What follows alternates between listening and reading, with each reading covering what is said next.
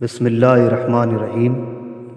اللہ پاک کا ارشاد ہے، اللہ وہ ذات ہے جس نے تمہارے لیے تمہاری جن سے بیویاں پیدا کیں تاکہ تمہیں سکون حاصل ہو، اور سکون جب ہوگا جب نبی کریم صلی اللہ علیہ وسلم کے بتائے ہوئے آداب زندگی کو اپنائیں۔ لہذا مرد کے لیے لازم ہے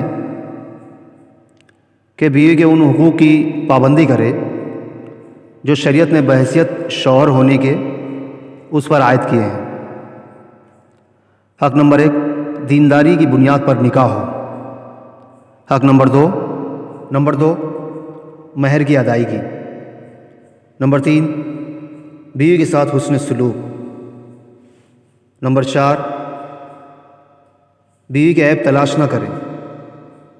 نمبر 5، آدمی جو کھائے اسے کھلائے۔